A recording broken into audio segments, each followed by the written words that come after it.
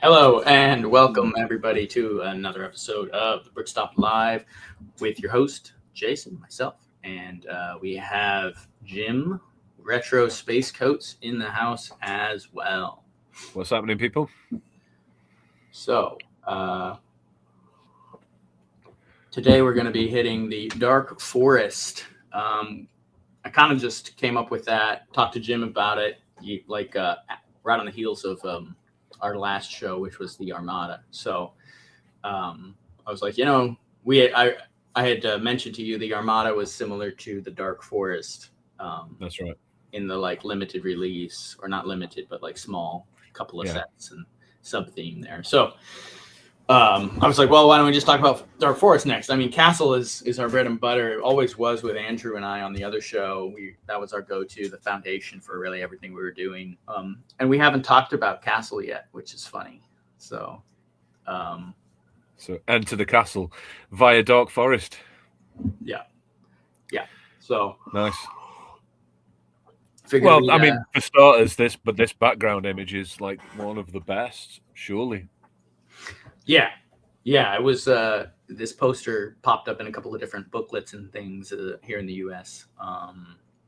And just the way it's put together here with the figs in the foreground, really clear, large, high def, figures of King Richard and Robin Hood, and then we have the castle and stuff in the background. It's great. It's classic Lego posters before they went and stopped doing that. We've got Bricks and Figs Collectibles. Good morning, gentlemen. We are here. How's it going? Good, doing well. We are here well. indeed. Yeah, no, for sure. It's a mint image. It's just I love all the layers stack up and like the composition of it's great, all culminating to that beautiful castle at the top, and then even the suggestion of the Dragon Masters still lurking around, still right a few years later after they came out. So that's cool. Coming up it's just, there. So this is a great slice of Lego space time. Yeah. Lego Dark Forest released in the United States. I don't know if there were other countries, but you said it wasn't in England. Nope. No, that's what kind of have little to no memory of it at the time. Obviously, I know a lot about it from retrospective, but at the time, thinking back, there's a bit of a gap there for us. So, to my knowledge, it wasn't here. Someone might blow the chat and say, "No, we had it here in the UK," but as far as I'm aware, no one did because I don't remember seeing these. Sets. Yeah, just like Robo Force, just not on the radar. Right. Yeah. No, I believe it is a limited release here. So pretty much US only, which is funny because we'll pop up this next slide here. This is the first set. This is the Hemlock Stronghold. This is the one that's kind of the flagship, in my opinion, or not in my opinion, in my experience with the theme, because it was the first one that I got. Now I know the Dark Forest Fortress is obviously the flagship set, but this one is like the iconic one for me. But before we talk about that, I wanted to pull up the fact that this guy here is literally Robin Hood. They spell it with an N. That's literally the way they spelled it, for just kind of a tongue-in-cheek, I think. And the king of the castle, the Royal Knight's castle, is King Richard. Now, obviously, Robin Hood didn't really have much beef with King Richard. It was his brother, John, that he had a problem with, and they were going at it. But because King Richard was in the Crusades during that time. What I find interesting is this is literally like England lore, like history, like a folk hero of England. And they're like, yeah, we're just going to drop it in the U.S., not even bother with putting it in so weird. the country's origin. some sort of weird punishment. It's like, hey, here's that forest guy you guys love. Oh, no, wait, actually, going to give it to her. Yeah. So it's not just Forestmen. It's like hinting at Robin Hood being part of that, of course, like the original waves. And those were really released in England or in Europe. But it's like Lego's real first, like, bang, this is Robin Hood. This guy's an iconic, different character than the rest of the Forest guys. You have this other guy with the blue arms and the tunic, and I always considered him to be something like Little John, perhaps, or Will Scarlet. I've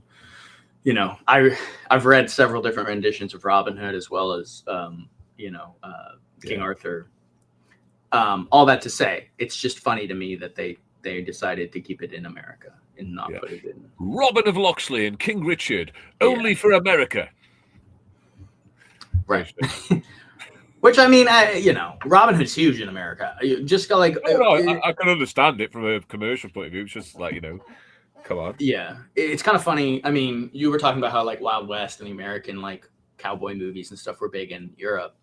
I mean, Robin Hood was a staple. Castles, knights, English, like, folk heroes and things like that, especially the two big ones are going to be Robin Hood and King Arthur. Here in America, they're like, at least growing up for me, they were, a staple of my childhood. I read multiple different books. We saw multiple different movies based on that lore, Same. And so it does make sense that we had something like this in Lego. It's funny that it was only here. We got Lorem System in the house. Howdy. What's happening, dude? Game Guru says, this was the beginning of my 25-year Dark Ages. Wish I had got some of these Royal Knights stuff was it for me during my childhood. Yeah, this is the stuff that was on the shelves for me as well. So Bricktivity finally remembered to watch this live. Welcome, my friend. Glad to have you on with us. And of course, we got Trick Bricks in the house. Howdy, folks. This theme is on my to-do list. So far, I only have Bandits Ambush. Okay. And Orange Bricks is also jumping in from, I believe, Maine. Welcome, my friend. Good to see you.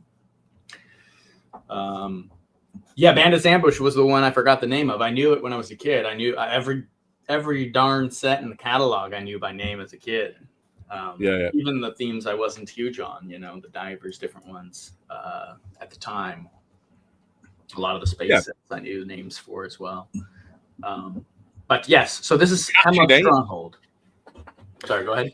I was just saying there's some catchy names. That's why there's some great names. Well, and I name my mocks.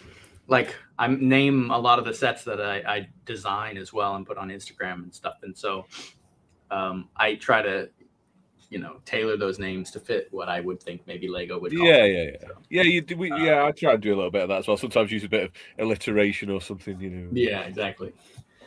And I was telling you earlier before we jumped on, this was the first Dark Force set that I got a hold of. And I purchased this. I think it was my, birthday money or something like that.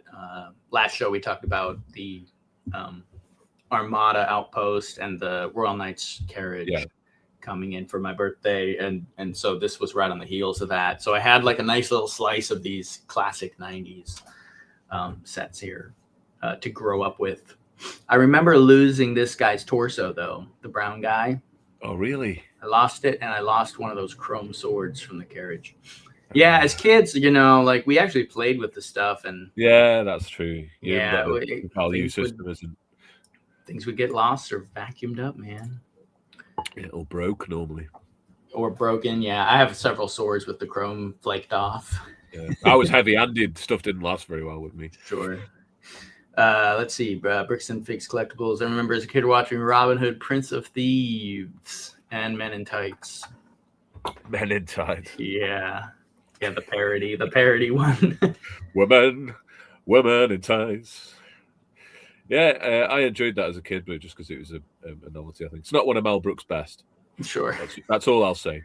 I don't like it, but, I get why people do. This was a mid-size set, says Lorem System. Yes, this was the mid-size set, but that's the only thing mid about it, because the rest of the set slaps. Yeah, I think like this might be one rare occasion where me and you don't agree, Jason. Oh yeah, you don't like this one? Yeah, I don't. I'm not much for it. It's just right. Okay, everything above that plate where that skeleton is sweet. Yeah, just something about that composition of on two burps with a big space in the middle on one side, and then just a low. I don't know, like.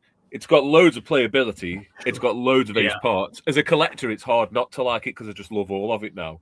But if I really try and peel away my bias a bit and think about what turns me on in a Lego set, this isn't exactly the thing for me. I could, I might cause anarchy with that.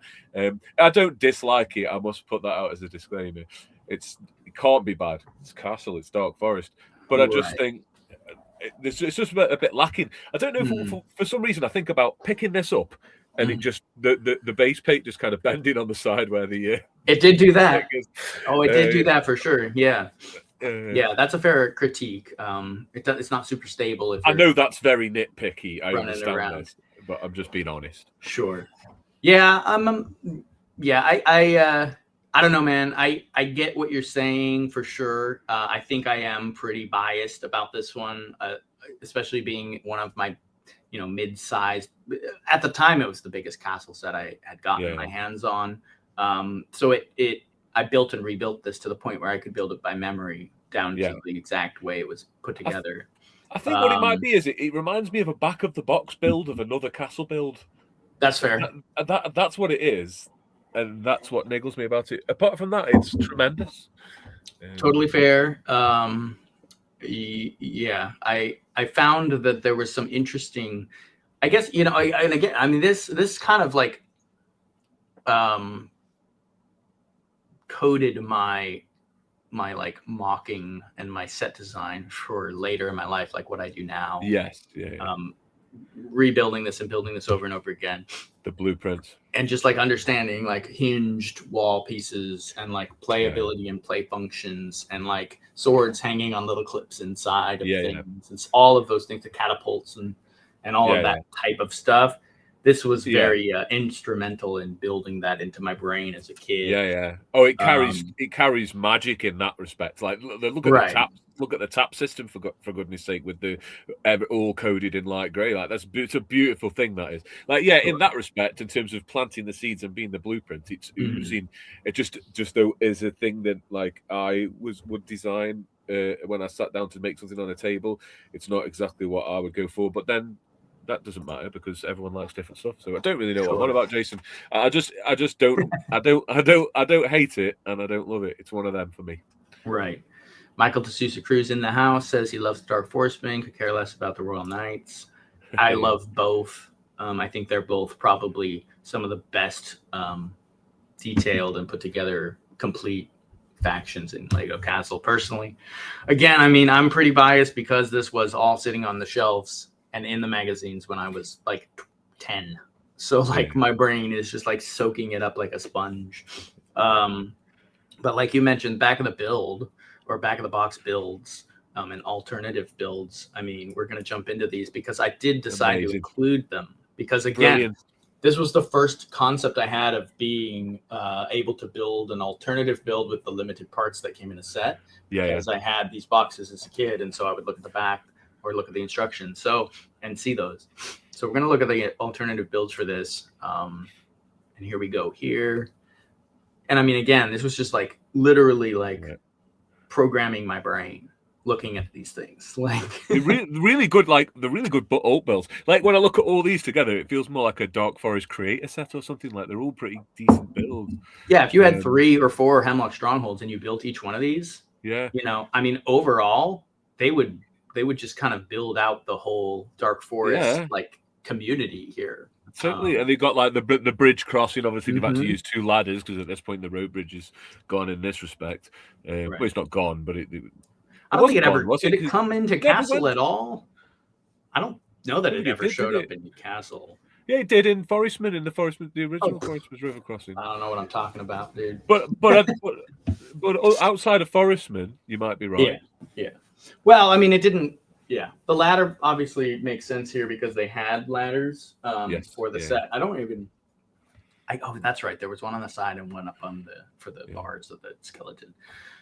So yeah, I mean, they wouldn't have had the ladder or the bridge in this set, but yeah, man. I mean, obviously, you also got to look at the foam rocks with the little green and the moss. These guys set up with the treasure. The set is great. The sky color and that exact oak tree design is great. It's lovely. Obviously, it's like near and dear to my heart, being a lover of the English forests that I've grown up in. But like it does paints the picture really well. What I love about the tower one, the one in the main image and not the inset images, is the top bit where Robin is kind of looks a bit like that one set with Magisto, the magical just set on top.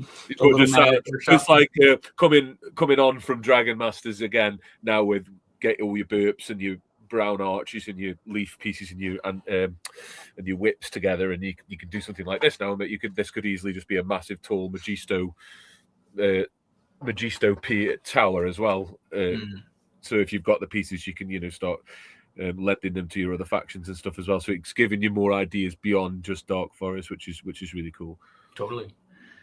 Michael DeSouza Cruz, don't like the Royal Knights colors nor the crest. Well, you know what? That's why we all have our own opinions and get to disagree and still be friends. How about that? Yeah, man. I can relate to that viewpoint, and I love the Royal Knights. And the reason I can relate to it is because when I first saw them, I was like, "That's rubbish. That's nowhere near as good as the original." Come on, what's going on here? The original was a lovely full lion in like a goldish tone with a great border, and like this is like a cartoon. We really are going derivative, and then like looking back at it now, sure. Like I don't mean just like that as an easy get out, but like looking across the entirety of it with all of those cool parts, all those octagonal pillars from Royal Knights, the choice of the palette, like the chrome swords, everything all together, and of course there being like a red and a blue torso, and then the King's torso as well, so you can make some quite. There's also a red. There's also a red torso with they have three. They have three variants plus the chain or the scale armor. Yeah. So as far as like, making arches, like, exactly. As far as like customizing custom figs, building out like different units within the Royal Knights, you have the, like you said, the white ones were archers and then the red ones were knights, and then you had the chainmail, which were the men at arms. Then you had the king. So as far as like I said, a fleshed out, well put together, well designed theme, I think it's faction. It's one of the best, I think. But agreed. We're not talking about Royal Knights. We're talking about Dark Forest. However, Royal Knights is very key and integral to the Dark Forest. It's just because the two universities have blended a lot here, especially in this back of the box selection. Like a big theme is made of the opposition, isn't it? And all these scenarios. Yeah. I'm gonna pull in Game Guru. No alt builds on boxes anymore. Too many IP themes and black boxes kills my soul. I can see that. Yep, I agree. They originally even had alternative builds for the Star Wars models in the 90s and 2000s. Did Georgie Boy not like that? He didn't care, I don't think. Oh, okay. It was a Lego thing. Yeah, it was Lego. It was a Lego thing. We're still friends, says Michael. Good. We're all friends, man. Smack 109. The Royal Knights crest looks like a teddy bear, but the color scheme is great. It is a bit cartoony, like I say. I love it. I love my teddy bear knights. Yes. Let's see. What was I going to say? I think I was going to talk about the castle, the Royal Knights castle. And again, maybe we should just talk about Royal Knights next week. Because I can't. This is a big universe. We're moving way off. But the castle, I think, is my second favorite castle of all time. Next to the Dungeon Master's castle. I mean, it comes in second. And then just by sheer, it's the epitome of Lego Castle for me. It's great. And then, you got cloth capes, cloth flags, and beautifully printed bardings as well. So, again, I mean, as far as the effort going into Royal Knights, it's at the top, in my opinion, right before it completely just falls right off. So it's like a last final breath before it dies. All right. Great breath. Yes. Back to Dark Forest. Bandits Ambush. Yeah. Trick Bricks' favorite set of all time. No, it's just the only one he's got from the theme at this point. It's a banger, though. It's also expensive. It's always 100 quid. It's always 100 quid. Every time you go on eBay, someone's got it 100 quid. And half the time, it hasn't got the bangs guy. Yeah. And it's like, I get, the bangs guy. So there's two issues here. It's the bangs face from this set, or from that guy, and then it's got the torso from the other guy. Those are the two rare parts. Yeah. It's funny because The rest of the set is like basic parts. I gave for like £8. If I didn't get minifigures, I gave for about £8, man. Yeah. It's just insane. It's like 4 branches and a burp, or 3 branches and a burp and a chest. There's So some cool arches and an axe, but yeah, it's a perfect set for like this time period. You know, you mirror the little cast iron pot catapult from the Hemlock Stronghold. It's fun because even the name kind of adds more lore. The bandits ambush, so you kind of get an idea of what they're up to. Why does my boy have bangs? Well, I don't know if you've ever looked much at medieval Europe, but them boys had bangs back then. And then a lot of pages, like the Knights pages, would look similar to this guy. He's actually a great minifig to get if you want to have squires and pages next to the Knights. These are pretty accurate, actually. But yeah, so this is pretty small. Not a whole lot to talk about. I didn't include the alt builds on this one. I mean, there's not a whole lot you can do with this except for stack them up in kind of different places. Yeah, or different. Different ways, I suppose. I wanted to also point out really quick. This is our show. We can go jump around, do whatever we want. We can just talk about Royal Knights for an hour before we get into this. But I wanted to point out also, I really just like the tower, like you were saying. I just feel how they feel so safe up there. Yeah. You know, base empathy. They're like way up here. It's like maybe it's a little like Cliff Town situation. But it's like they're up there. They're just away from the Knights. They can't get them up there. It feels like a very secure, safe place to be. Anyway, I just wanted to point that out. That was something I was going to say. What does Trix have to say here? I was actually super fortunate to have had 2 copies of this as a kid. Got it from 2 different people for my birthday. That's ace. Man, that's ace. 2 of these now. You could probably make a significant little build. Gamer Guru says, or Game Guru says, can you imagine having access to impulse buys like this today?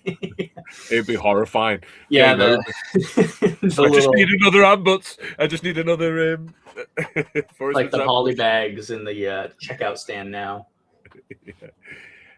Just these 10 copies of 6024, please. Yeah, this was like a $5 set. Yeah, I think it was 5 or 6. About 6, yeah. Yeah, I would lean closer to 6 probably. It's also the thin, longer box. It's the bigger one. They were about. Yeah. I had one from a different set that was in that same. Actually, do I have it right here? I've got one. If not, this one. It's the same style boxes, like these thin ones. Look at that. We're pulling out our little boxes here. But yeah, so these were here. We can use this feature. Pull it back up here. Look at that. Now we can use this cool function. And look at this price. Mine's a bit shiny, but let me. Now we got a thumbnail. You got to tilt it. There you go. Thumbnail for the video. No. £4.75 from Toymaster. What is this? Do I have a? Yeah, $8.40. $8.40. Criminal. From. But I did have that one at the time. That Woolworth. I don't. This was Woolworths. We don't. Woolworths was the best. I reckon as a kid, 80%. No, I don't want to tangent too much on Woolworths, but I do need to give them a mention because Woolworths was sick in England.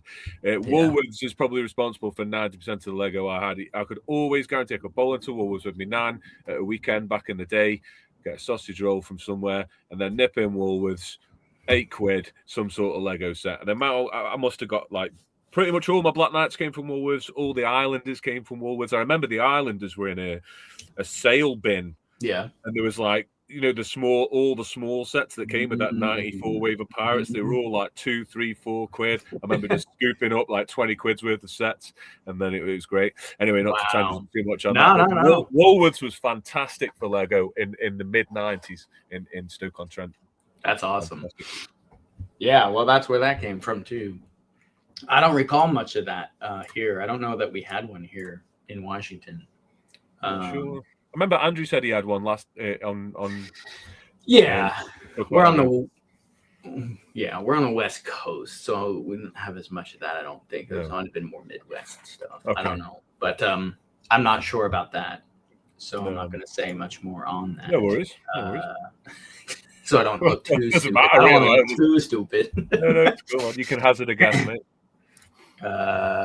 Vintage boxes and $650 according to Brickset for that for this right here. For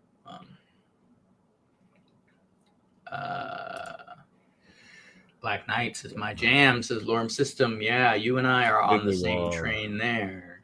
I think everyone. Rickativity said we had them in Canada when I was a kid, but they've been long gone, or gone a long time, I should say.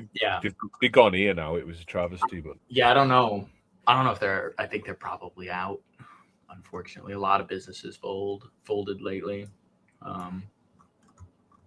Anyway, here's the flagship set. Moving on.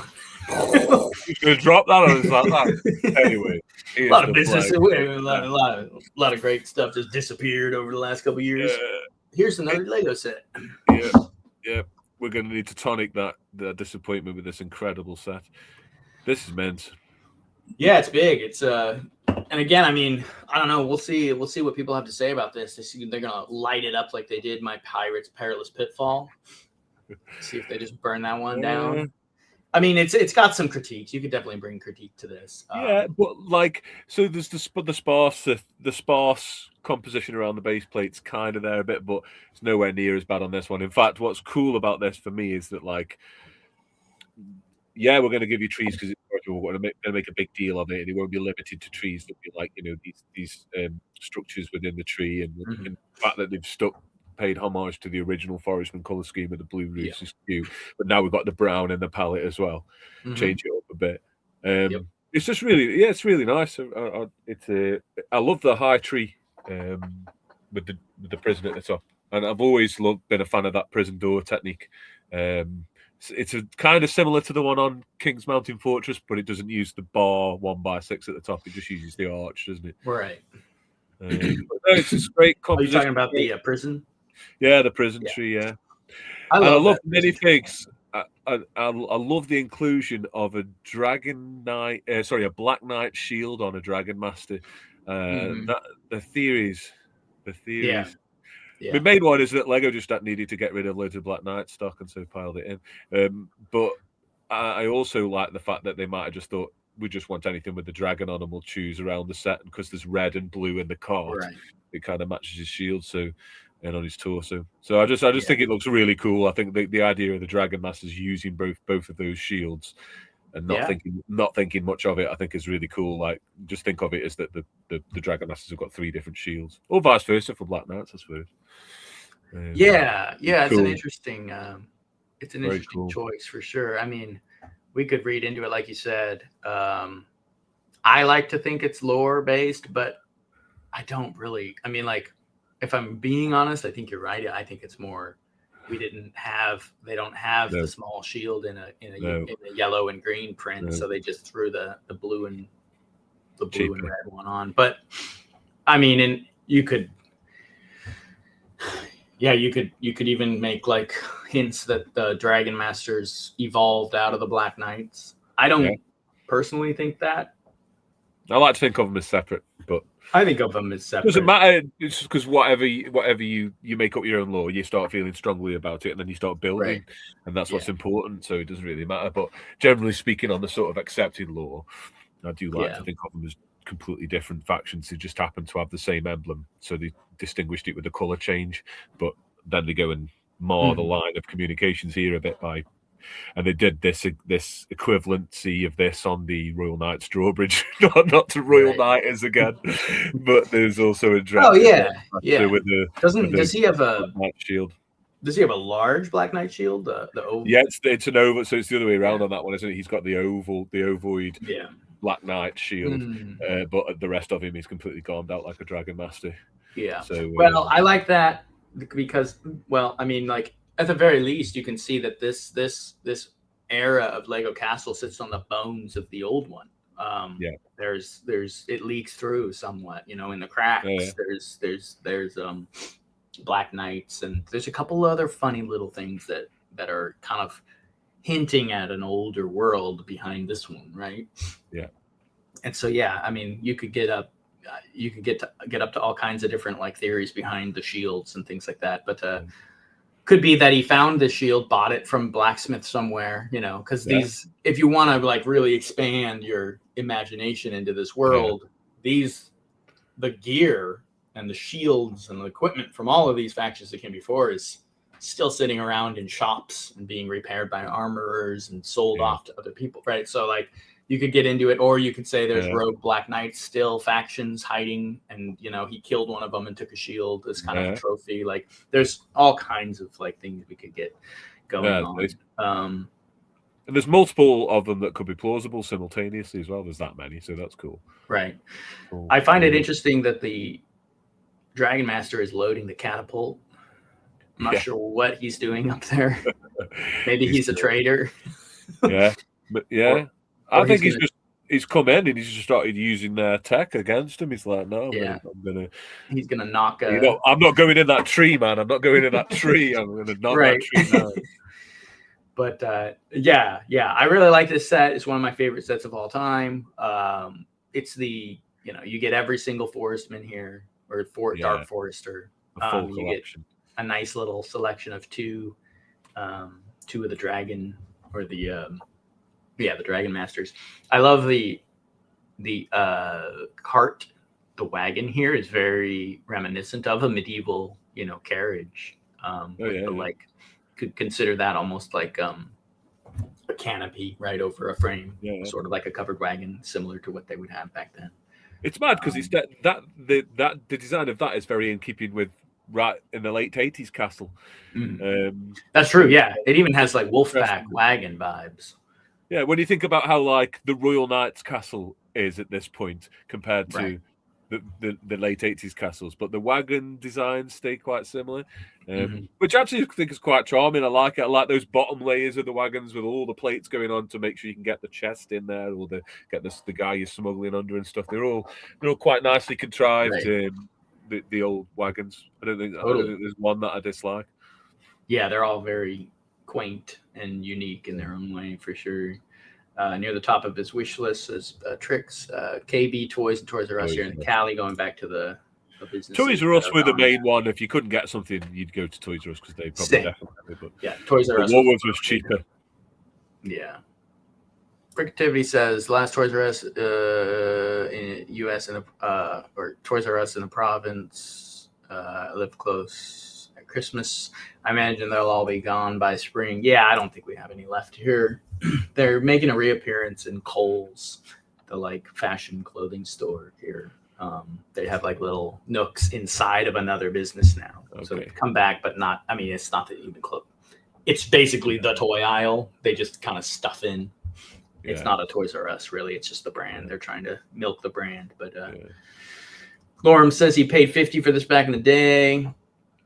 Bargain. Sold. What does he say here? Oh, it sold it in 2014. Had to pay 10 times the amount to get it back. Yeah, that's a bummer. Yeah, you can't even get that base plate for 50 quid, can you? Yep. I think that's what the base plate is about 40 to 50 now, just the base plate. And then you got the figs running at $60 each. Well, two of them are 40 or 50, and then the rest are $20 a piece. So yeah, I mean, and then you have to find all the pieces. Dark Forest set design is interesting, but I prefer the earlier Forestman set design. I see that. I can understand that. I can get behind that. This is kind of running towards the end of decent design for this kind of set here. Because I mean, then what's after this is Fright Nights. So it's nearly game over. Yeah, so you can kind of see that leaking in slightly into this kind of design concept. Yeah. It's not quite as clean, it's not as quaint, or it's not as charming as the old Forestman sets, I don't think. So I love that we have this faction, though, and we can get into that a little bit more. They go really well together. Just having the introducing the brown for trees finally is a really nice touch. Game Guru says, I like this faction. Royal Knights, Dragon Masters, Fright Knights were all in the universe. Yes, they all cross over, which is really cool. And we can talk about that. We'll talk about that actually a little bit towards the end. But yes, they are all. Wolfpack crosses into Dragon Masters. Dragon Master cross like this. There's a lot of meshing, and then adding in those Black Knight shields. For me, if there's an instance where these two are in a set at the same time, then you can link them to the next one. Then the mass of that is all considered in the same universe, as far as I'm concerned. Because that makes it nice to play in building, because they're one of my favorite factions. I agree. No, yeah, that's for sure. And then Google user 3163 says, "What's up, guys? Happy New Year." Yeah, that's a good point. I guess, is this our first one for the new year?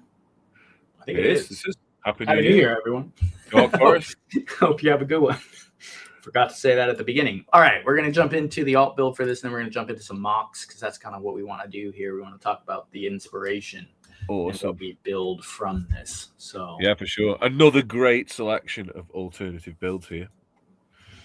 Yeah, these are all pretty solid. I mean, look at this one up in the corner here with the drawbridge going through the arch. It's cool. That is. That's pretty nice. Again, I love the use of like the practical effects with the boulder and the water here. That big old raft is pretty interesting. It's got like a shield built on the front of it, and then the panels sideways and stuff. Yeah, it's really cool. This is like an island. This is almost reminiscent of the Forestman's. What is that river? No, not the river crossing. What's the big one? I know the one you mean. It's just with the open back. How can I not remember that? Lots of great Forestman's River. Fortress. Forestman's River Fortress. Isn't that it? Yeah, someone else can help us out with that. But largely grey, but then like a black version with this. I mean, it even has the little tree out in the front here. Yeah. Very similar to that set.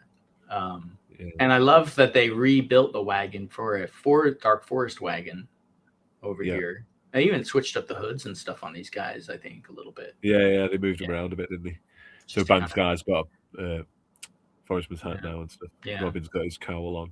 Yep. Yeah, it's really cool. It's like the smugglers. Sorry, the supply wagon, very supply wagon-esque. That carriage at the back. And again, the artwork is killing it. Like this specific artwork for this faction was really cool, man. It's crazy, absolutely nuts. I like the light they added for the skeleton to make it scary. That's kind of fun. Yeah, the red hue. But yeah, so Dark Forest, I like to think, before we jump into the mocks here, I like to think that the Dark Forest was came from potentially a hybrid of the Wolf Pack and the Forestmen, in the sense that like they have elements of both, right? Yeah, they have the hoods from the Wolf Pack, but you got the like charm from the Forestmen. Yeah, combine that into a new world, right? We feel like there's probably a lot of like shifting in this lore, the factions falling and like the rise of Dragon Masters. Now there's like a little fantasy element to this whole castle world, and so the Forestmen and the Wolf Pack maybe ally, right, and birth of this new faction, the Dark Forest, to kind of almost out of survival instincts to kind of survive in this new world of castle where like these royal knights, the Gothic structures are being built. There's new architecture. So it's a big, like almost upheaval, right, of the classic castle world. I don't know. That's kind of how I like to think about that lore. Yeah, no, for sure. I mean, it makes perfect sense because, like you say, the original Forestmen, they're a bit more enchanted and charming, but they're not totally threatening, no more than sort of a native with a bow and arrow, potentially. Right. But whereas like, and then the Wolf Pack with the cowls and the different head prints, and then almost merge those two things. Now you've got Forestmen with the same face prints from Wolf Pack, the cowl look on a Forestman, and then thinking about who the Wolf Pack and the Forestmen were, they're all outlawed to a certain extent. So yeah, there's got to be some symbionts and some cooperation at some point between those, or at least some meetings of those factions. And why wouldn't he just blend into a Dark Forest faction? I think that makes perfect sense, really. We won't carry on the Forestmen, we won't carry on the Wolf Pack together as two separate factions. We'll merge it and have Dark Forest, and it gives the Forestmen a bit more of an edge to them. So not so friendly, maybe. Yeah, well, because I mean, this is getting into like lore and our own personal like stories that we've kind of created in our own mind. But like I was writing like some like historical like Lego castle lore back a while ago, several years ago, Sweet. trying to kind of like write out what I felt was going on with these guys. And so yeah, I felt like the Dark Forest the Wolfpack merged out of and split with Forestmen, right? Forestmen are kind of these merry, like kind of less serious sort of group of people, and the oppression of the Crusaders and the Iron Fist and the Dungeon Hunters created a darker faction, the Wolfpack, to come from the Forestmen, split off, create their own thing, and go hunt like wolves in a pack. Go hunt these Royal Knights or these the Crusaders, and like really go take it to them in a darker form that the Forestmen weren't willing to do. Right. And then maybe towards the end of all of that, they come back and create this coalition again of the Dark Forest. So that's kind of a fun like tangent, if you will, full circle. Yeah. And it makes loads of sense as well, because what have they both got in common at the end? Well, the lay of the land and all of its devices, because they've had to harsh it out there. So perfect. I like the theory. It's cool. Kave Ramanet says the background art on these old boxes is so good. Hate the new white backgrounds for all the new sets. Yeah, the instructions and the black boxes, it's all sterile. That's how I like to describe it. It's just sterile and boring. It's the difference between art and a product. We have art, and now we have a product. So, but in order to make art, you've got to be brave, and nobody's willing to give Brave a platform anymore because it gets too controversial, or someone gets politically offended by grass or something. I don't know. So everything's white, and that's as political as we get. But yeah, just an observation. It may not be green for everyone. Yeah, grasses. How dare you call grass green? Black Falcons never fell. Black Falcons forever. Well, they may not have fell. They just disappeared. They might have moved. I don't remember. I had them actually, to Michael's point here, I actually, in my lore I was writing, I did actually have them like worked into some of the Royal Knights, like storyline, allying with them to do something. And anyway, that was towards the end of the whole thing. But Lego loves giving us criminals, says Lorem System. Yes, they do. Can't have what are the good guys going to do if they don't have anyone to throw in prison? Well, after this, they just give us straight up demented ghouls, don't they? Right. Needed to team up to beat those dragons, or beat. Yes. Yes, indeed. That's it. All right, so that's the Dark Forest in a nutshell. We're a good ways into the stream now, so let's jump into a couple of mocks that I've built, and then if you want to upload yours as well, I'll move a couple off here so we can just give me the nod when you want me to do get these out of here. Yeah, you go ahead and upload your mocks. Sweet. Well. Okay, so, cool, man. And I'll pull mine in. Excellent. Here. So this is the first one we're going to look at here. And I forgot I had kind of made this one when we were talking about doing Dark Forest. Awesome. This is if the Dark Forestman got a wizard, I guess, right? Yeah. So this is the Dark Forest wizard headquarters, if you will. And so I made this. We got a little Dark Forester out in front here, and another one inside. And this is something I just put together kind of as I use the similar colors, right?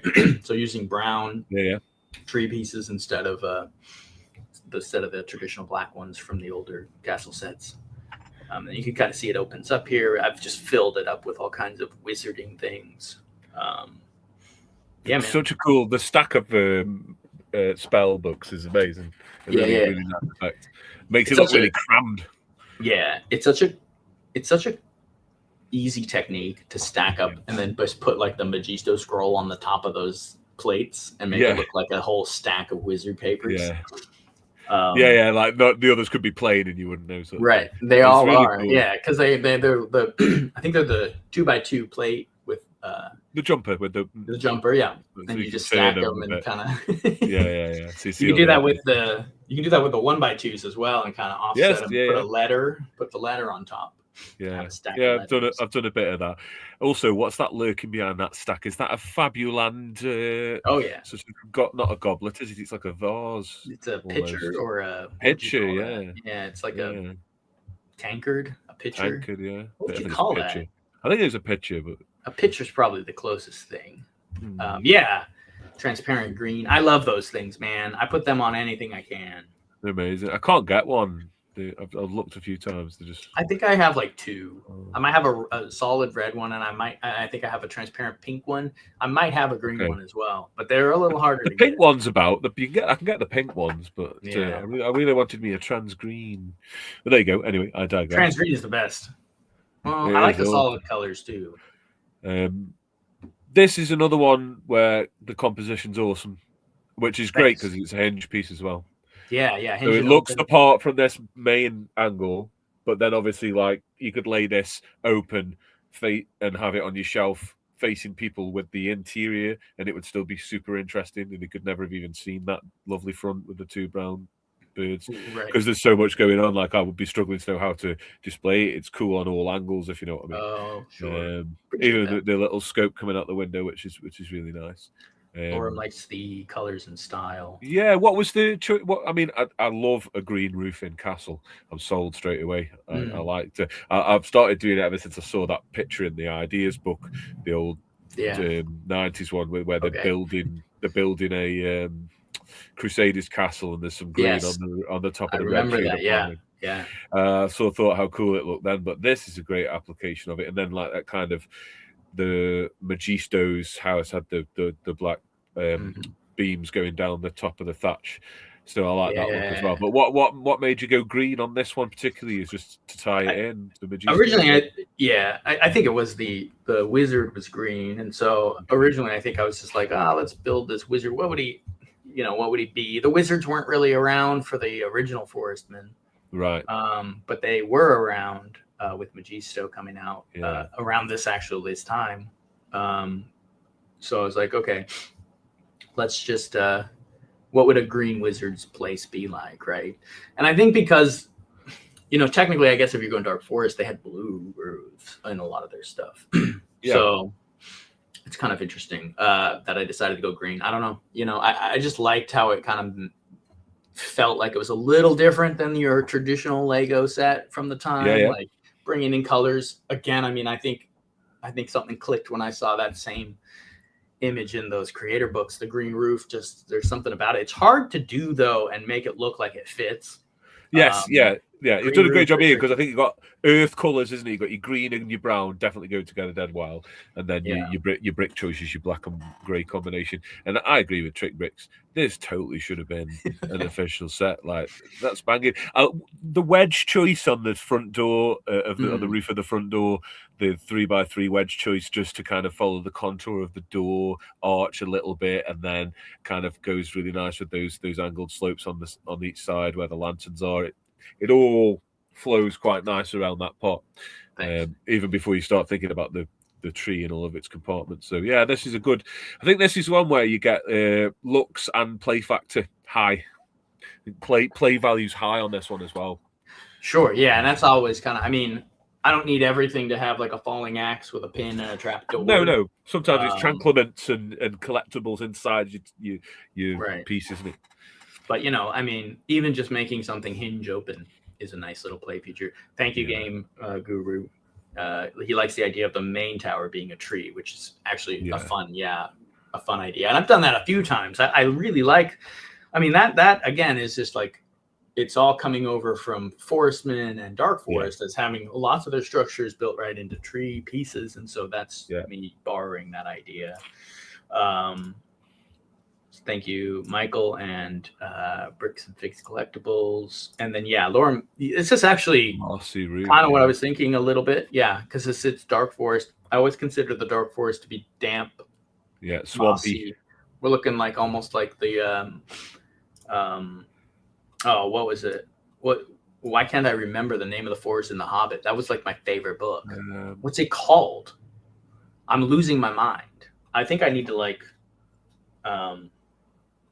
It's not Fangorn Forest. That was the other one. How can I remember that one and not the one from The Hobbit? Anyway, the Dark Forest and The Hobbit that they go through, it's all drippy and dark. You can't see through the branches and all of that. Kind of get that vibe from Dark Forest. So I wanted to add those elements. So spidery. Mirkwood. Yeah. Mirkwood. Dude, I swear. Thank you, Trace. Don't you live in the Mirkwood? Yeah, I actually do. We live in we moved, but like we were living in a basically a rainforest. Yeah, it was amazing, crazy. Yeah, we lived in Mirkwood. Thank you, Smack 109. Like the front door design or the roof design of the front door. The red arms on that guy look great as well. The torso, yeah. Sick. He looks dead good, doesn't he? Thank you, Bricks and Figs. Yeah, well, and also you can kind of see these two Forestman guys. They didn't have the Dark Forest torsos uploaded to the studio when I designed this, so I had to make my own. Yeah. So I think that's why I did that with the arms and stuff. Just to make it look now everybody's okay. I get it. I couldn't remember the name of the forest in my favorite book. Goodness. Happens to the best of us. Do you need more room for slides, or you got them all? No, I'll put 2 in, I think. Okay, so we're gonna move on from this. This is the Dark Wizard. Oh, I wanted to say that he has a seat up on the top of the tower there. You can see the back of it. Yes. That's his seat. So he like sits up there and like observes the forest, and like he's kind of a ranger Radagast style wizard. Not like the one from the movie, but like the one from the book. He's the forest wizard. So. Yeah. Nice Wallen tap at the bottom as well, just by the door there. This, looking at this now, I designed this like 2 years ago or more. Looking at it now, I'm like, there's a telescope coming out the back of the window. Like, it's nice, dude. Yeah. I'm surprised you haven't got instructions for this one, have you? I should. That's probably the next thing. I should sit down after this and make instructions for this, because I'd like to build this myself. Yeah. Well, if you do, hit me up, my guy, because I'd like to build this bad boy. Will do. Minus the Fabuland vase, or that'll have to be pink for mine. Look at this bad boy. Yeah. Someone actually did build this one, the bigger one here. Oh, right, okay. Yeah, they did. They sent me a picture of it. I sent him like a couple of files, and sweet. Built it his own self. So that's amazing. Yeah. So I called this like Dark Forest Rocky River Ambush. Yeah. Because isn't it the Rocky River Retreat base plate? Yeah, it's that base plate. Great style of use of it in Castle. And we're all about using those river base plates from other themes in Castle. That some of them work really well, and this is one of them. It's great. Toppling bridge. Well, you tell us about it, obviously, or I'm going to sit here and start. This is a companion to the Dark Forest Fortress. I mean, this is kind of its not next step, but like if you wanted more in that community or village in the Dark Forest, this is what you'd get here. I would say, that's the logical next step for another set, maybe. Yeah. Again, using the brown in the actual wall here, the towers and things like that. This one I kind of tried to follow more of what you see in Dark Forest Fortress in the color schemes, and the use of like the black walls, the blue roofs, and then the wood brown pillars there. You get an opening hinging burp that you can kind of enter through the back there. You get a little dock. You get a little Royal Knight's boat, which I pretty much borrowed exactly from that little polybag set. I was going to say, it looks familiar. That guy pretty darn really well. That's pretty darn close. I think it's because it's such good scale appropriacy for the river width. It's about the right size, isn't it, for that river? And probably couldn't get down there in a sea serpent. Do you know what I'm saying? No. You have to be like floating around in these murky little rivers inside of the Dark Forest with these small rowboats. There is a drawbridge. So the bailey of this gate, not bailey, but the gatehouse basically out in front here. Yeah. There's a drawbridge behind it on the second part of the river. I could see. So even if they get to it, there's a string, and you can pull that, and people can't get past the gatehouse. So there's that. This is not a catapult or on the top of this thing. People were thinking it might be a trebuchet or a catapult. This is a rock dropper. It's built in the spirit of the old Prince Valiant movie. Okay. If you've ever seen that one, that's a fun movie. That's And they have these big these big arms that would have oil and big leather wineskin type things, and they'd drop them down, and the oil would fall, and they'd light it. But they would also drop boulders and things like that in these big like troughs that you'd put on these big like arms that would come out over the battlements, and then they'd drop the load, whatever they were holding, down on top of the people. So that's kind of what that was supposed to be, kind of a defense mechanism over there. Yeah, it works well for that. Yeah, because the some of that stuff was quite brutal, wasn't it? So it's nice to see it reflected. But it kind of how can I put this? Yeah, it goes well with the other one, like the color coding on the assault weapons, the red and black sort of element, the danger element around the weaponry. That's quite nice. Totally. And like you say, it's in keeping with the official set, isn't it? That's really the whole concept is just keeping the color schemes kind of similar. Of course, you have a hidden rotating skeleton over here to keep people away, and a little fun outpost with another catapult on top of that on the side there. That's great. There's that little corner would be a great small set. Like that's really cool composition on that tower and the rocks and trees. I think that's what's cool about Dark Forest. You can start like coming out of burps with you could do it in any faction if you wanted to, but it's nicely done in Dark Forest when you get tree work coming out of rock work and things getting a little bit mixed up. It all kind of works really well with this theme for some reason. Lorem says like you put the figures in the foreground and the middle ground in the build. So the middle ground came with the set. Like I would put those guys in the instructions as figures that would come with it. You get 3 Royal Knights kind of attacking this little outpost here. The other guys up in the front here are more like poster, like cinematic. Or like from the brochures, they're spilling out from the set in the next Totally. So I have these guys sneaking around in the foreground just to kind of add like some depth. You always do that really well. There's like some really good on the M-Tron base. There's some Blacktron guys at the front just spying on it. You always got to like add a little intrigue. Bring it's not good into the story. So Trickbrick says a few more that should have been stored on store shelves. Excellent stuff. I appreciate that, man.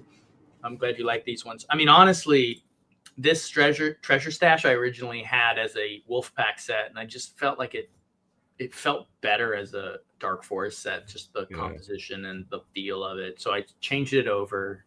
I had like I don't remember. It might have been a Falcon guy originally on that wagon, and then 2 Wolfpack guys, and I changed it to Dark Forest and Royal Knights. So it kind of fits. I think it fits better in that scheme. Yeah, it fits really well. But like to your point, go ahead. No, you carry on.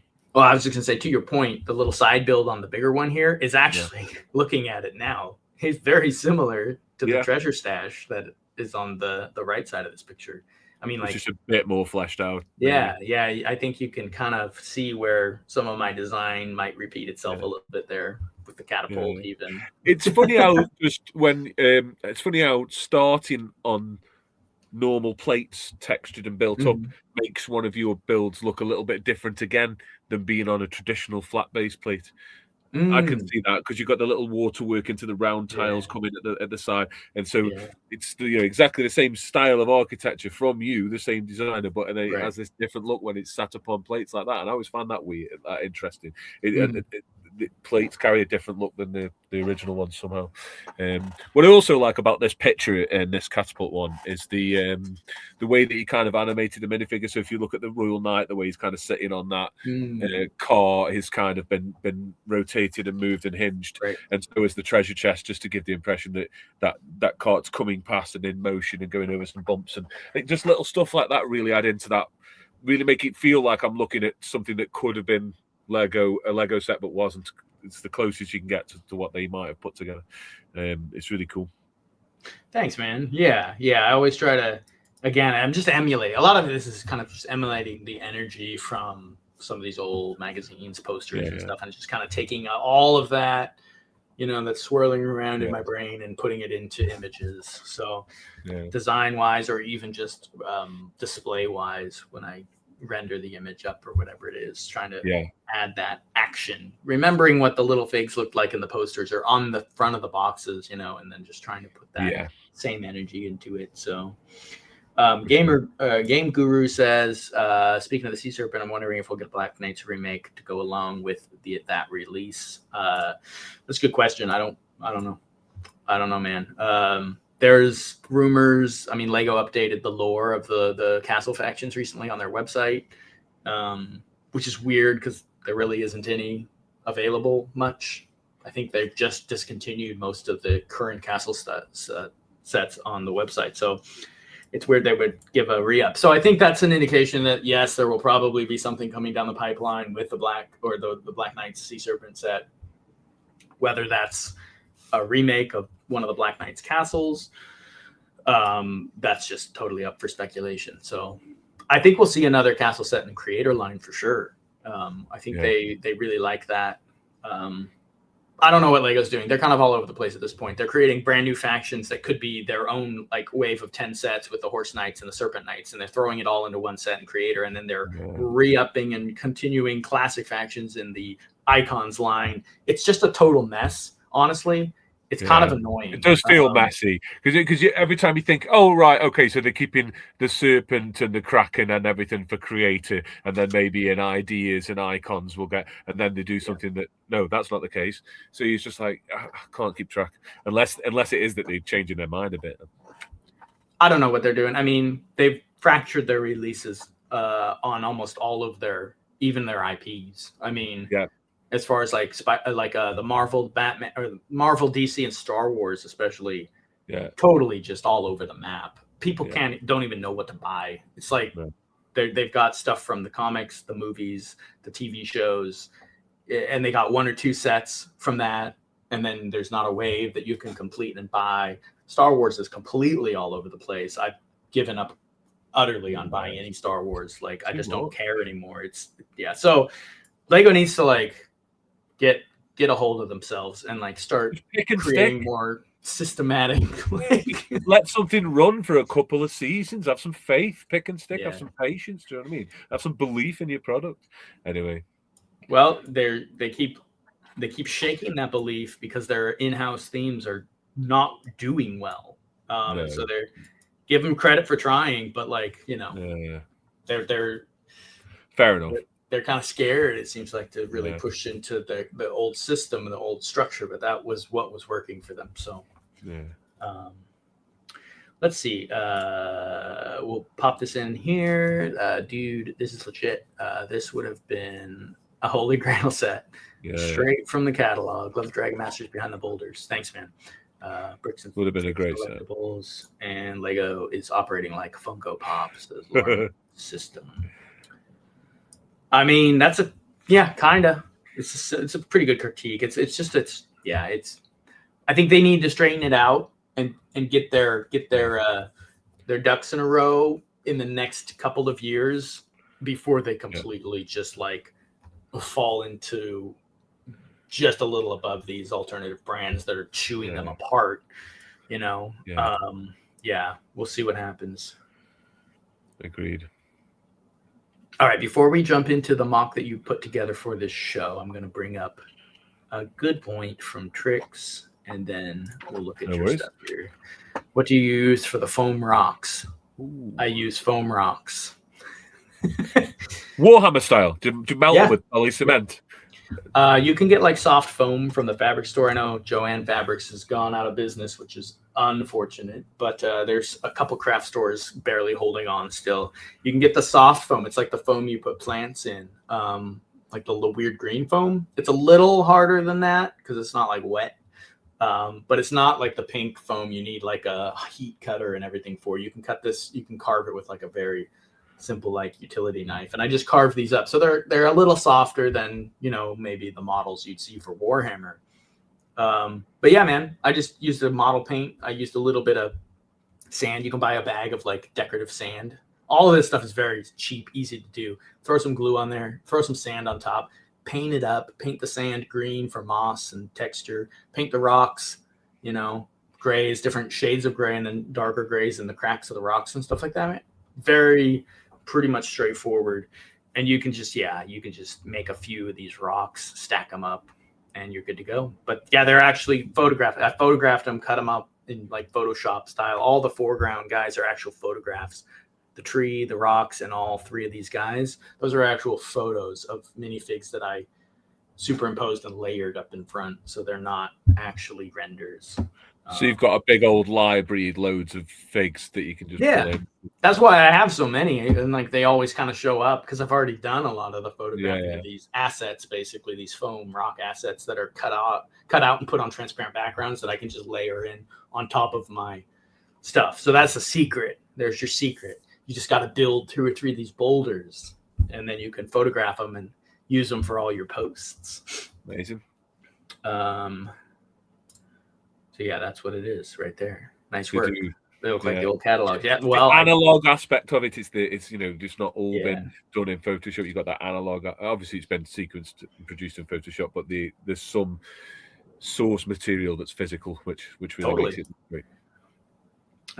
Use of the foam pieces. Yeah, exactly. Pretty much the fake flowers. Yeah, you stick them into the foam there. So appreciate it, man. Thank you, Tricks. So there's the secret there with the foam rocks. All right, we're gonna pull in this here. This is the Dark Forestman's Enchanted River Pass, which is awfully pretentious. I know it's obscene, really. But yeah, I built this over the last couple of days. We said we were going to do Dark Forest, and I haven't got any Dark Forest mocks.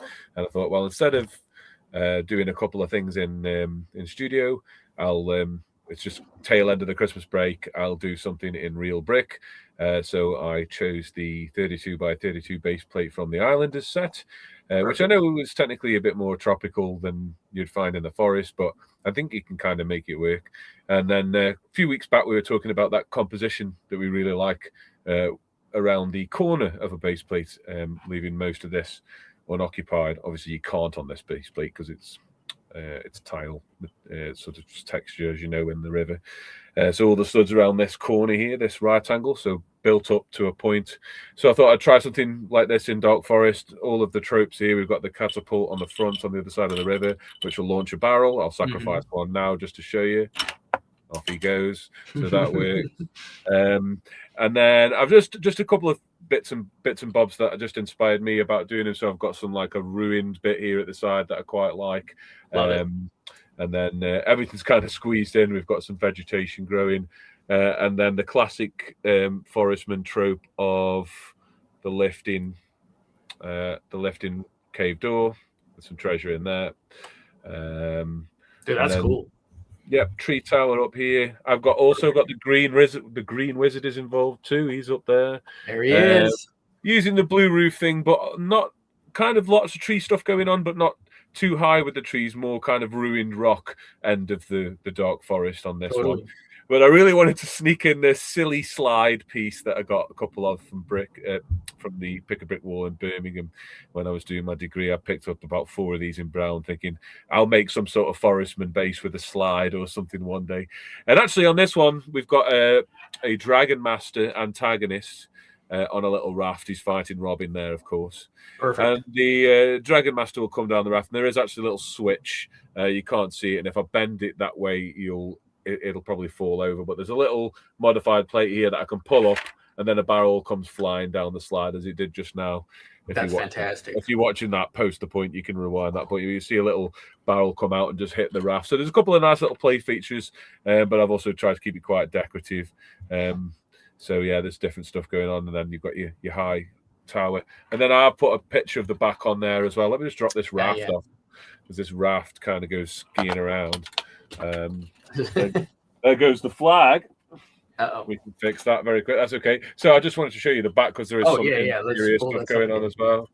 Fantastic. So the fungus is going on around. We've got a little bar table here with a big turkey going on. Some hidden treasure. Another bit like I did with Weston, a little bit of a stash place in the wall. I just like filling the space up with stuff. Yeah, it looks great. A bit of a barrel around that, and then of course. Foristo, or whatever the Forestman wizard's Sure. name. Forest, all his stuff's up here. I think he's just been taking mushrooms in the forest all day, Right. and he's just going to stand in his tower and cast some spells. This is going to have a rad time up there. But yeah, so this is the Dark Forestman's Enchanted River Pass. Fantastic, man. I really like that. Love all the details. When we get some nice clear pictures here as well, you can kind of see the back here. Yeah, I like it. Composition's great. I like that it's built off of kind of a ruined area because that's very Forestman, you know. Yeah. Yeah. Also, like you did the trees in the foreground here, taking that. Yeah, taking a leaf out of someone's book there. I just figured out how to do it on that because I've got no photo editing software on my laptop, Right. but I've got this one on my phone that'll let you just stack up layers to about 8 layers. So I was just testing, really, just testing. Yeah, no, it looks cool. I like it. It's fun to play around with once you unlock something like that. Like, oh, wait, I can layer. True. Like the whole idea of layering the photo, right? Like, well, you get that depth. So you can achieve that depth once you can layer.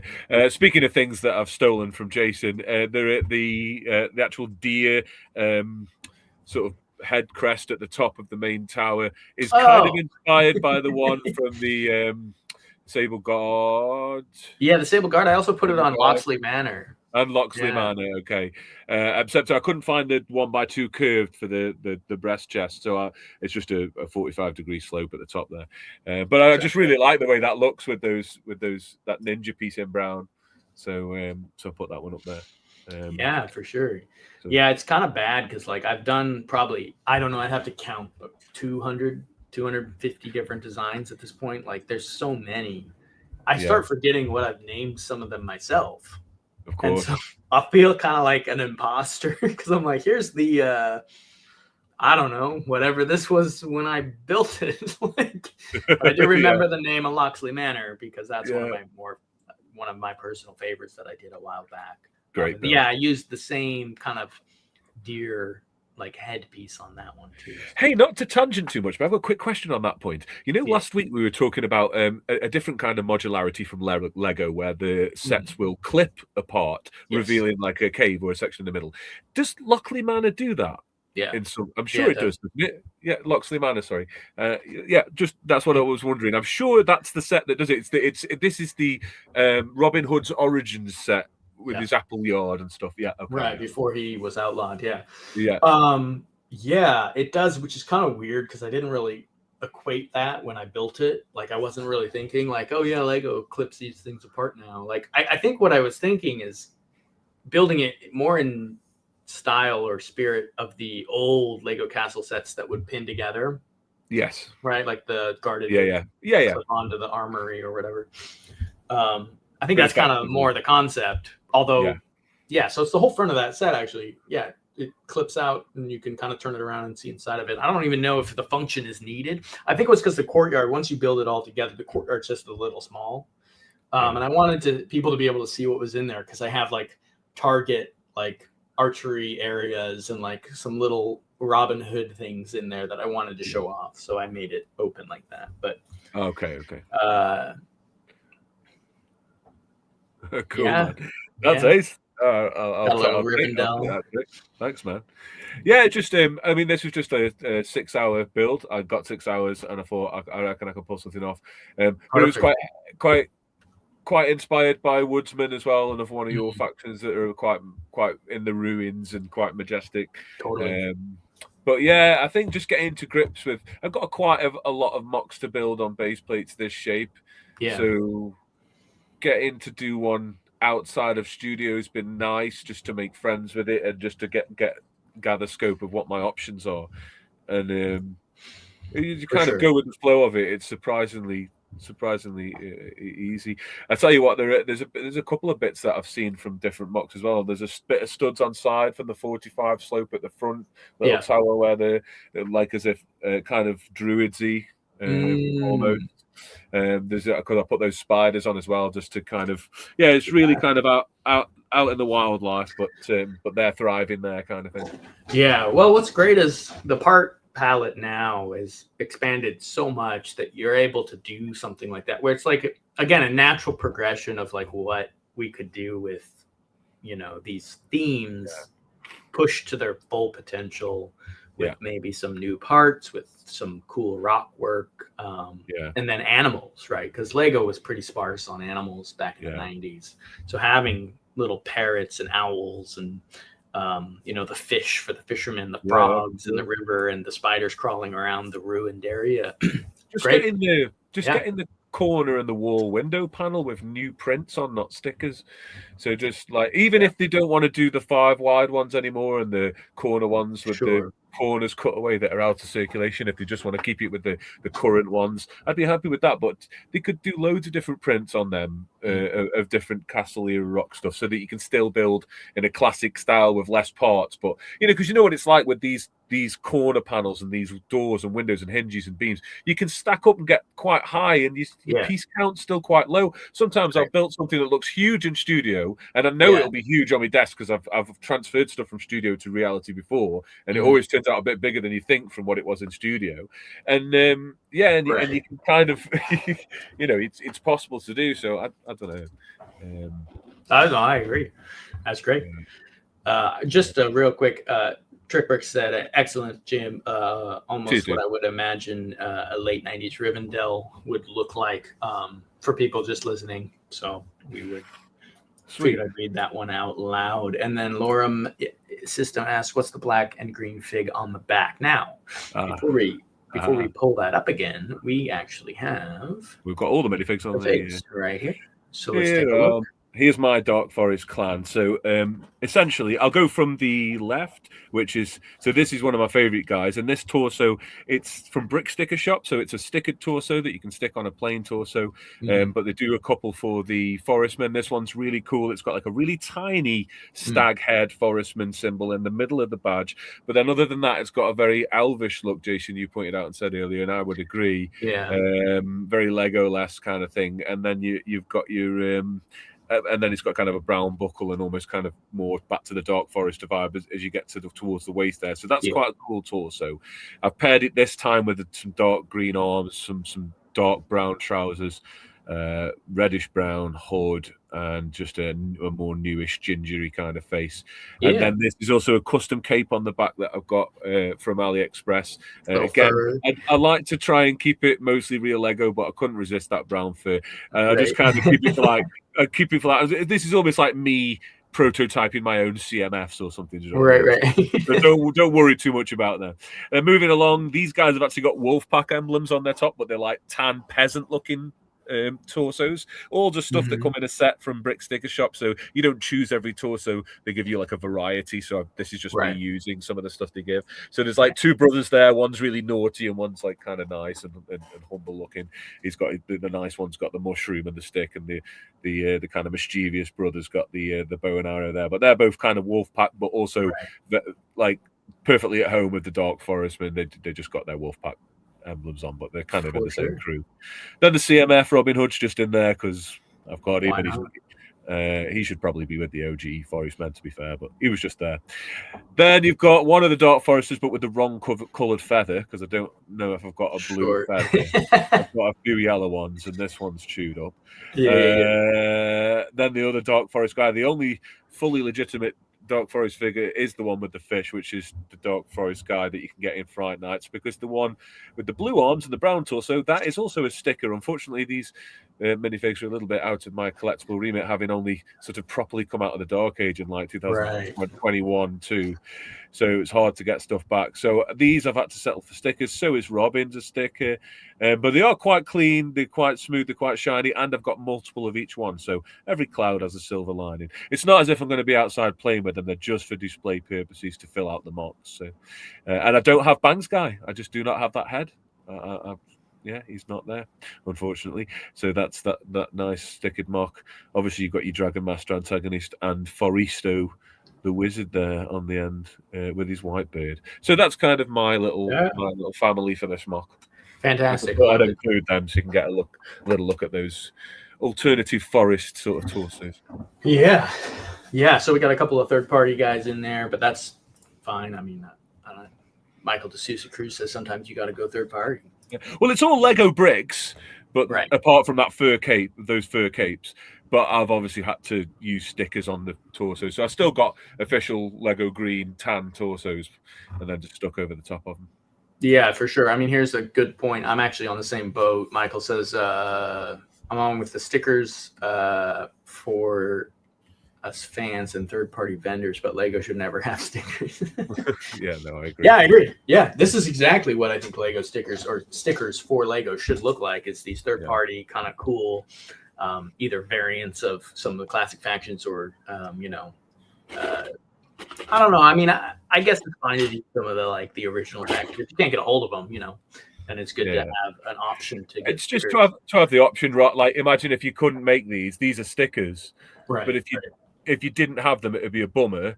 But if you couldn't get them, like even if you were willing to pay the expensive price for them, which is one question and conversation, but if you couldn't pay that, but you really couldn't get hold of them, you were somewhere, maybe you just can't get hold of them. Well, maybe you live somewhere Brinklink is no longer. Yeah, exactly. So these are available through Brick Sticker Shop, who operate from the Netherlands, and they do applied over a black 4444 panel. They do the job just to satisfy your own mock needs. I mean, obviously, if you're going to be taking these things out to conventions and sort of comparing them and with the idea of showing off your Lego collection, then maybe someone's going to call you out for some illegitimate parts. But if it's just, like for me, I'm just having a great time designing Lego mocks, and I don't mind too much.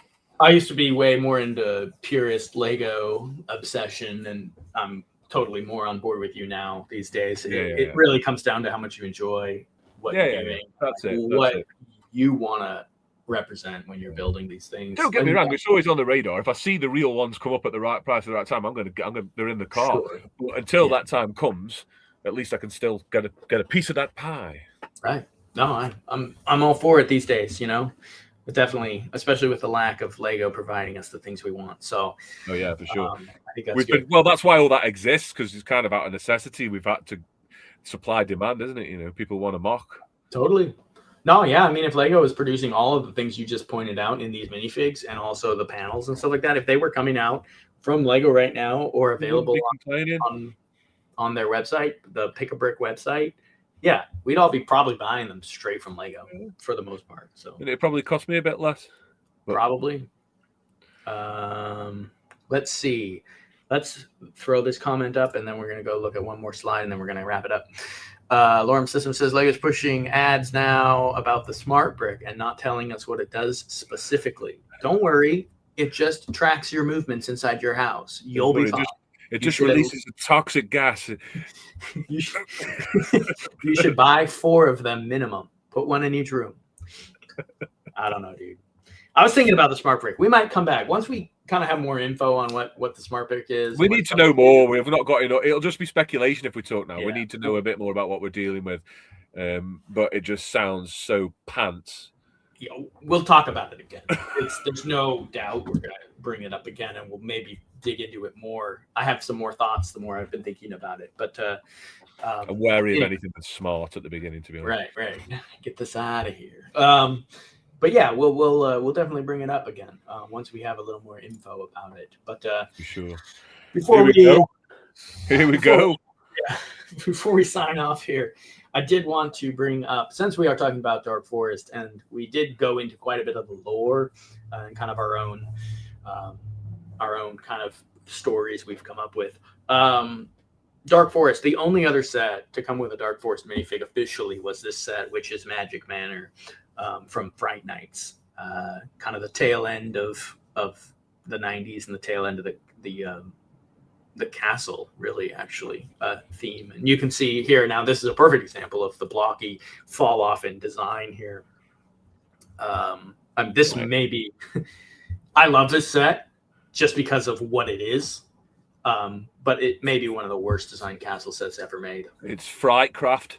Yeah, it's Frightcraft, man. And I was thinking about maybe doing Fright Nights next week just because we're kind of ending this show and we could jump into the next one next week with Fright Nights. I'm not sure if I'm going to do that. I don't really have much built in Fright Nights. I mean, it's a fun talk though. It's controversial. It's less controversial, I think, now because people like myself and Brad from Brad's Archives have really pushed, a love for Fright Nights into the community. it was very hated and pretty controversial for a long time by a lot of castle fans. So But it is.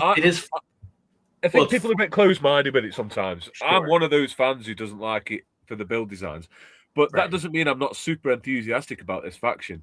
Sure. I want as many Fright Knights figures as possible, but all of the unique parts to this theme, to this faction, sorry, because the mock potential is through the roof. It's true. The mock potential on Fright Knights is ridiculous. There are so many different ways you could go with it based on just like kind of vampire and monster lore without even, do you know what I mean? If someone just handed you the minifigures and was like, build Lego around what you think about this, it'd probably look like a pretty decent Fright Night set. Because the stuff that they release is actually kind of weird and had a kind of weird color combo. Yellow involved in it and red and stuff.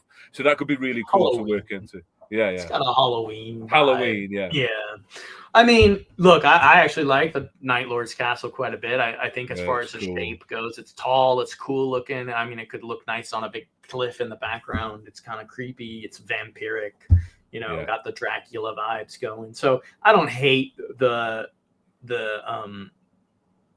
big castle. This is bad. This one's just objectively crap. Like it just looks messed up. And again, like it's a ruined manor. Like that's what it's supposed to look like. It's a ruin that they've like kind of like possessed as the Fright Knights. But I didn't pull it up here to talk about it specifically. No. It's really just, but it is relevant because it ties the timeline with that figure. Right. I like the rock trapdoor on this. I'm a bit controversial here. Here's me. I like that too. But I don't quite like this. It's cool. The play function here is actually genius. You can drop the rock, and you can either consider it as a capturing of the guy, or you can just consider he gets flattened because he goes inside the falling rock. So it's kind of fun. Right. Okay. Like, it's hollow, right? So it falls right on top of him. Yeah. And yeah, so it's, I mean, it's got some like goofy. They were killing him, man. Who are we kidding? This is the Fright Nights doing. Yeah, they're squashing that guy. I do love the crossover, and the Fright Nights brings in and really puts a nice like nail on the final nail in the coffin, or the caps it all off nicely with the lore, because you have Fright Nights with Dark Force and Royal Knights. You have a Royal Knights prisoner in the Night Lord's castle, and you also have the Traitor Transport, which of course brings its own story. We've talked about this much quite a bit in the old Let's Talk About Lego show I was part of. It's either a traitor from the Fright Knights to the Royal Knights, or the Royal Knights to the Fright Knights, or what's going on with that, or is it just called Traitor Transport because the Fright Knights are just traitors to the good guys, right? Like they're traitors to the cause, right? So. And also, actually, I love the Traitor Transport set design. That's amazing. Cool. It's the equivalent of Dragon Wagon for Fright Nights, really. I think it's, to be honest, it looks better than that one, actually. Like the carriage is done better. The artwork on it's really nice, and it's really cool. Just a quick question about this. I know we're not talking about this base, but you put it on screen, and I have a question. And you are the guy. We've done nothing but talk about this. You can't put Fright Nights up there and not start talking about it. Does Willa's little wind vehicle on this have a landing pad? Is this a space base? It's a space base. It's a castle. It's as close to Blacktron as it is King's Mountain Fortress. It's the original Nexo Knights.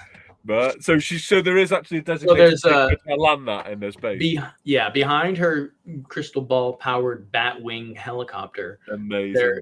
There is a notch, a 1x2 notch in the plate of her landing craft, and you see those two red tiles on top of the burp at the back. Yep. She lands on that, and the top of the burp slides into the ship, and it locks it in place. Okay, kind of clever. It is clever because it doesn't take much away from the build to get it there. No, it's very simple, but that's so funny.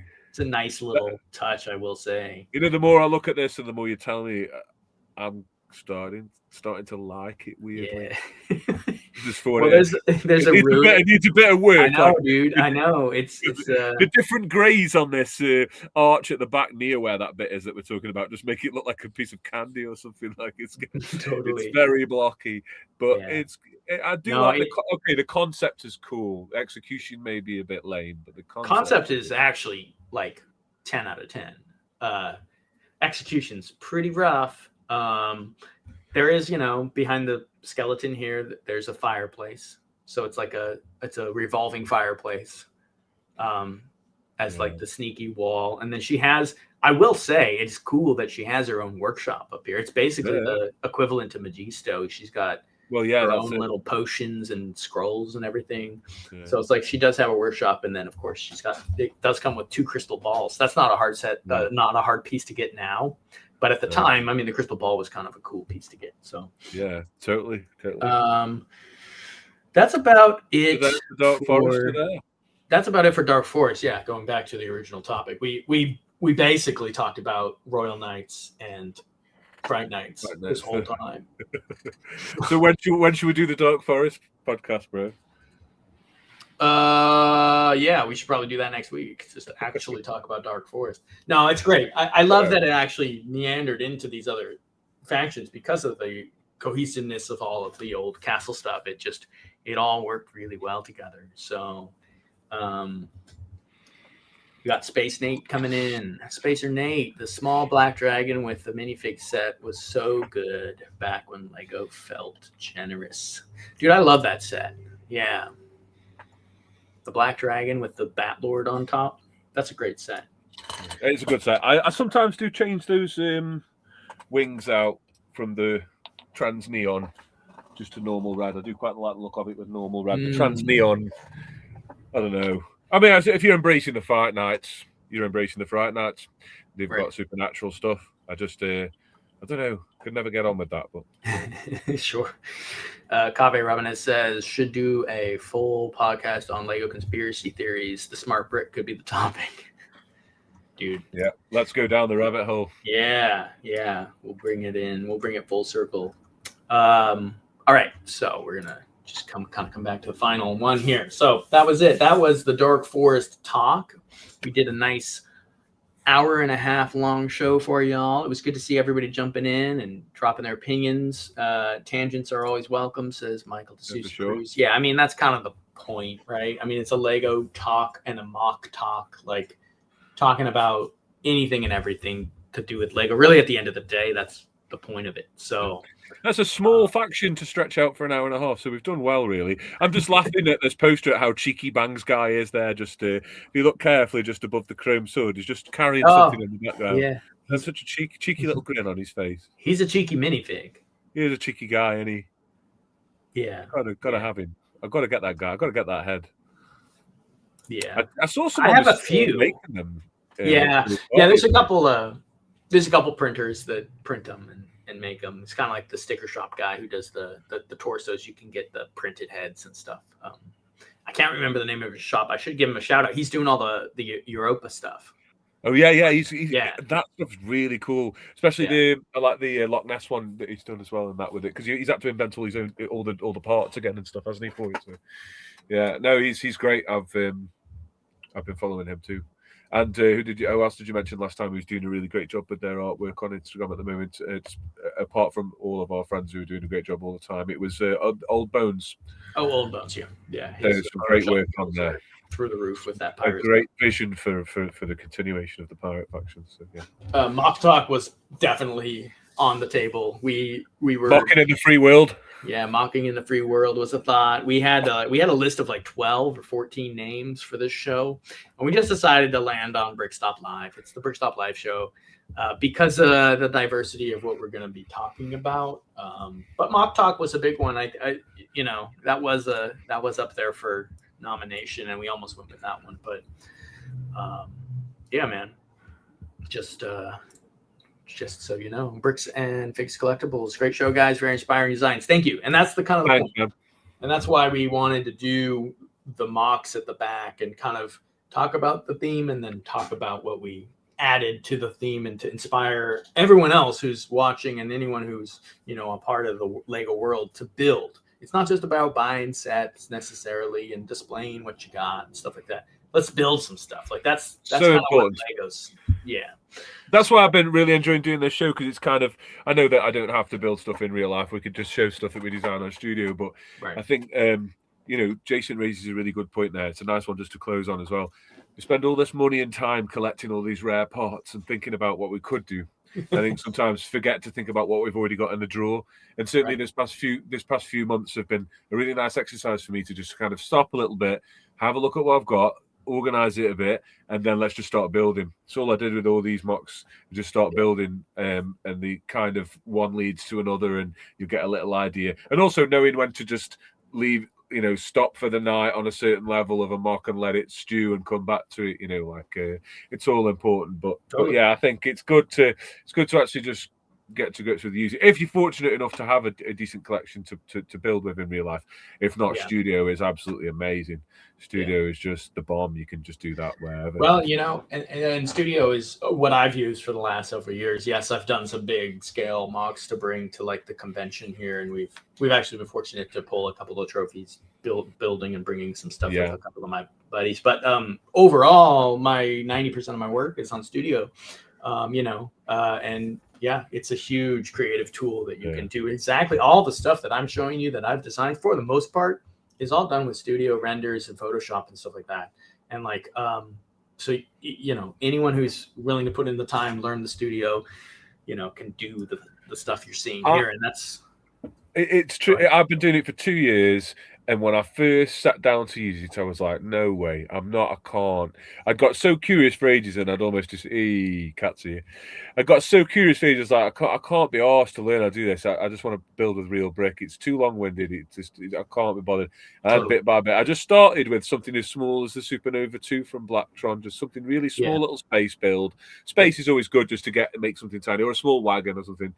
Start small, and then before you know it, I was like, 3,000 piece Black Knight's Castle. It just kind of, once you understand, make friends with it a bit, invest a bit of time, it does start paying dividends, because you get to a point where the problem isn't learning and navigating the software. The problem is thinking of the idea of what to do, what new thing am I going to have today, because there's so much to build. Right. So it's a very powerful program. It's free for now, and it really unlocks a lot of potential that you might not feel, like space, time, bricks, money. It gives you the outlet of building in a way. It's obviously not the same at all with building physically. They're two separate, completely different things. But if you're creative minded, you can really use Studio to pull some stuff, put some stuff together. It's really fun. And I think that might be an episode. We got a bunch of episodes, and there's actually some people talking about wanting to be guests on the show as well. We're going to bring some guests on eventually. Amazing. So before we sign off real quick, I will talk about that slightly. Well, I guess that's pretty much all I wanted to say. Is there is going to be opportunity for some guests coming up here eventually, but another show will be probably Studio, and we'll just talk about our experiences using Studio, benefits, kind of like what we just did now, but maybe with more Q&A involved, and like, just talking about maybe the difference between a mock versus a set design, and really getting that's into a good. Been thinking about that. About that one a lot. Because there's actually quite a bit that goes into designing a set versus just free building mocks. Very different, at least for me. My own experience is very different. So. That could be a whole show, there are obvious differences and small differences, but there's plenty there to talk about. Yeah, for sure. All right, so excellent show, fellas. Keep up the great work, says Tricks. Jamie. That would be great. Yeah. That would be a fun idea for sure. And then haul videos gross me out. the look what I got. Yeah, same. This Game Guru says the same thing. Just too much showing off what you bought. Also, it's like, look, I'm not going to hate on anyone. If you're posting anything, it's more than just consuming something. So if you want to build your set that you bought and you want to post a photo, I'm not going to hate on you too much. But at the same time, it's like it's just a set. Like, posting photos of boxes. Want some mystery. Keep some mystery. You don't want to give it all away. Let's get a little more creative. You've pushed the barrier of actually creating an account, whether YouTube, Instagram, TikTok, whatever it is, and now you're posting posts about Lego. Now let's get creative. Let's push it through there. Let's actually come full circle and actually start designing, building, creating with those parts instead of just posting what Lego did for you. Anyway, that's my 2 cents at the end of the show. Thank you so much for joining. Thank you for all the comments and questions and things that we got to answer with you guys. Look, we've gotten another like almost 10 subscribers on YouTube. So I want to welcome everybody who's joined. Since we started, I think we've almost gone up about 30 subscribers or something like that, which is huge. Awesome. So I want to say thank you for joining. Like, subscribe, share the video. Obviously, we got great action in the comments. Keep dropping your comments as we're doing these live streams. We really appreciate that. And let's just grow this up. Let's make it even bigger than the last show we were doing. So, yeah, have a good one. That's it. Thank you, Jim, for joining. And we'll see you next week. Pleasure, as always. Yeah, for sure. I'm looking forward to it. Have a great week, guys. Take it easy. Thanks for joining.